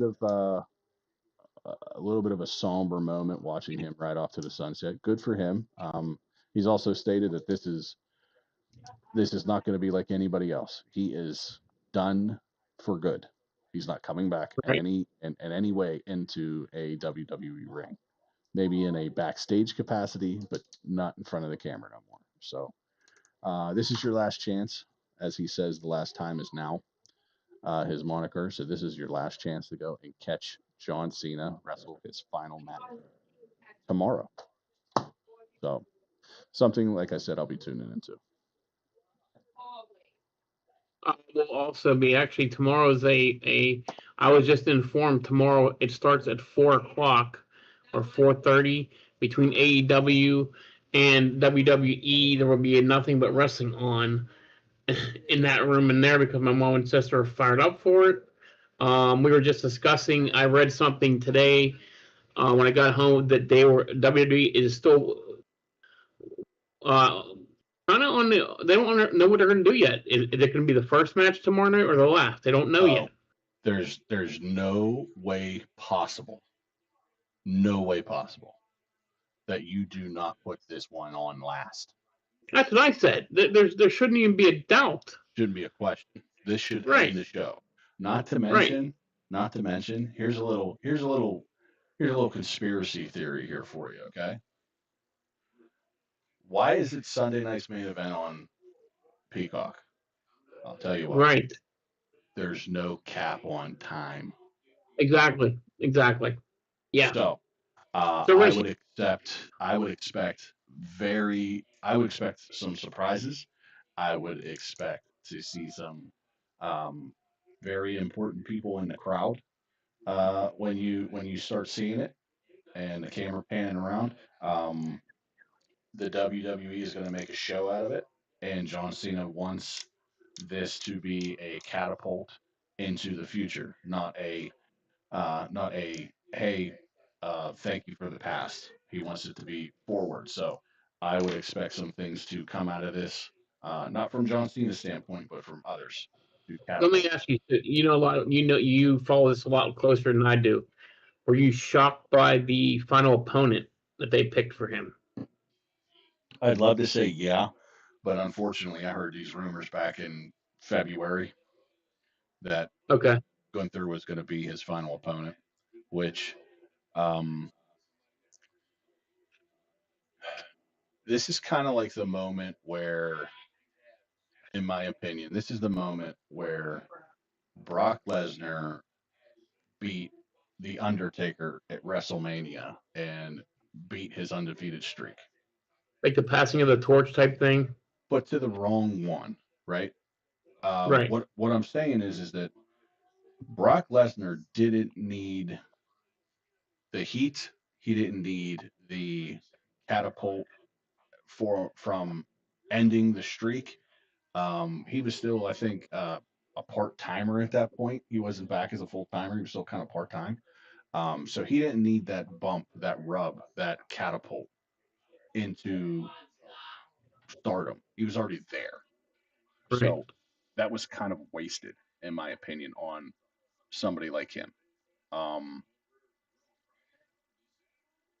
This kind of feels the same way with Gunther. He's kind of established. Yeah, Bush, right. He's established, right. He's kind of established. He's already been world champion twice. Right. You know, he's a strong wrestler. But from the interview that I heard with John Cena, he's the perfect opponent for him because he is pro wrestling. He takes it very serious. That's why they call him the ring general. Right. He gets in the ring, he's dead serious about pro wrestling, not the sports entertainment aspect, but the pro wrestling aspect. So I could see why John decided to. Let's all be real here. He said that this is going to be his last opponent because he wanted this to be his last opponent. Right. You know, the tournament was all for kayfabe. Yeah. So, yeah. It's going to be. I'm looking forward to the show. I think there's going to be a lot of cool things that come out of it. Obviously the montages and everything like that we're probably going to see. It's going to get emotional for people. It's going to be interesting to see for sure. So I'm looking forward. One other thing while we're talking wrestling, who is? Because I could see you being a writer for WWE. We've talked about this for years. Who is the masked man? Is it Austin Theory? The Austin Theory is probably the most logical, right? Right. I've heard a couple names. You know, it's funny because the one name that I did hear, obviously you can tell by the body shape, it is not this person. But you know how WWE and wrestling like to do bait and switches a lot. Right. I saw one person say that it was going to be Chris Jericho. I heard that too. Right. You know, and hey, Mom, we're talking wrestling. So to me, that would just be hysterical because clearly it's not him. Yeah, me too. I know. I agree. They would have to do the bait and switch, so I would think that would be hysterical to me. Right. A lot, or not a lot, but some of which that I've also heard is that it's a possibility that it's Montez Ford. I got that too. I heard that today. So I'm not opposed to that either, considering the fact we have a guest here, Chaz. A guest here. I see the arm. He sees the arm. Lean on. There you go. There you go. There's our wrestling. Who do you think the masked person is? Well, my wife's in the back. She just said hi, Shar. Hi. Yeah, she's all blurred out. She likes it that way. And hold on, come here. Luca, come say hi to Char. There's CJ. Hi, sweetheart. There's Aiden. There's Luca. Oh, there they are. Hi. Boy, they got so big. I know. Time is not fun when you have children. Yeah. Who do you think is the masked person?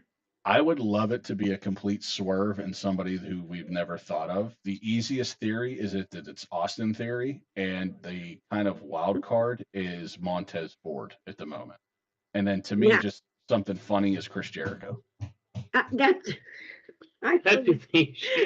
the same way about it.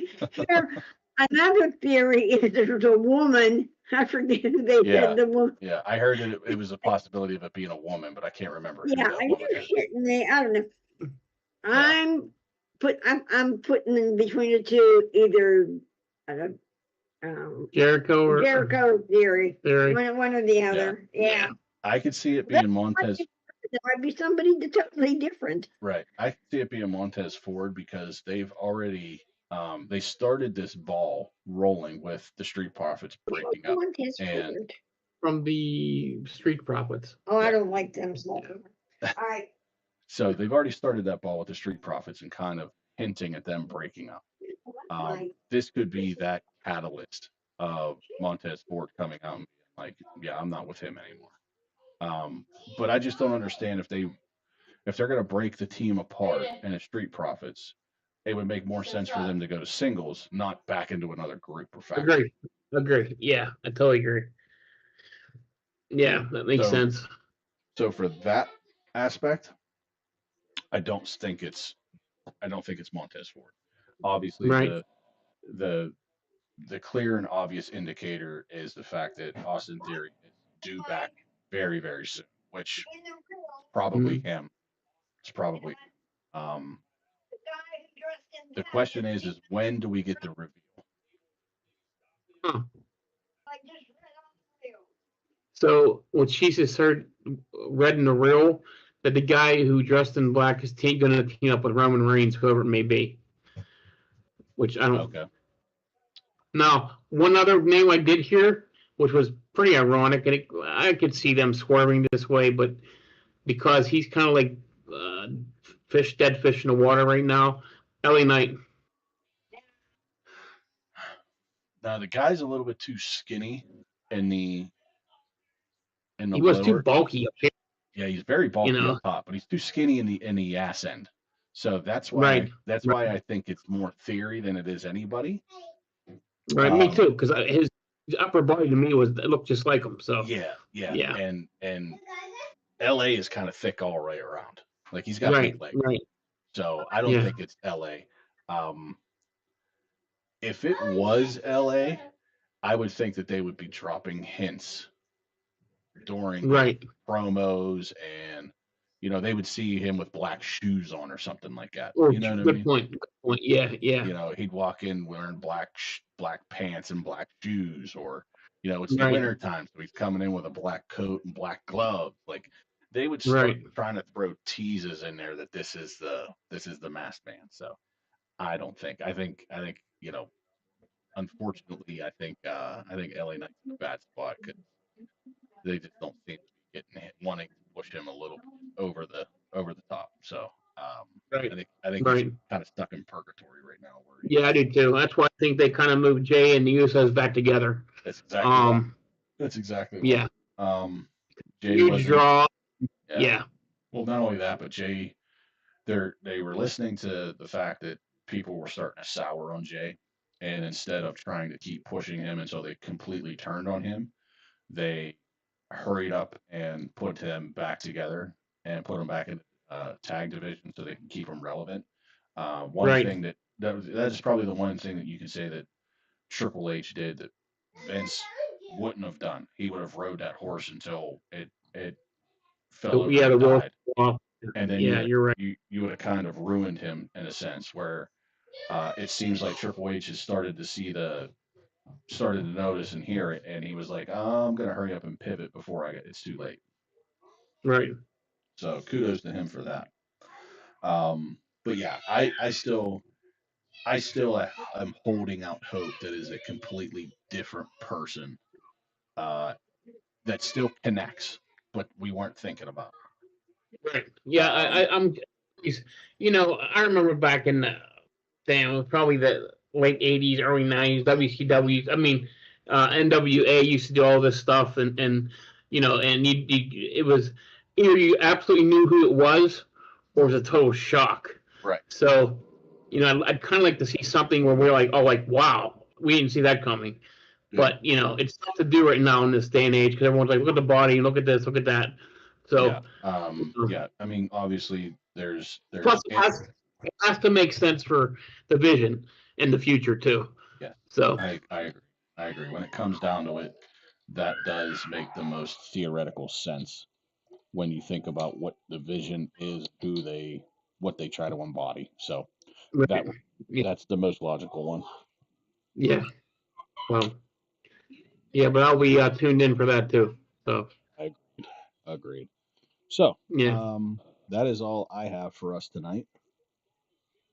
I would assume we covered some hockey, we covered some injuries, we covered a ton of football, even wrestling. So we covered wrestling, So we've pretty much hit on everything. So with that being said, thanks everybody for joining us tonight. Show ran about on time, about 2 hours, just over 2 hours. So don't forget to like, share, subscribe, and turn on those notifications so you know when we go live and when we post. So that being said, we will get Matt's picks, and we will back Tuesday to start the new week and go over what has happened and what is to come. So, with that being said, Mike, you got anything else for the people out there? Enjoy Army Navy. If you don't have to go anywhere anymore, don't. Supposedly we're getting anywhere from 2 to 4, 4 to 6.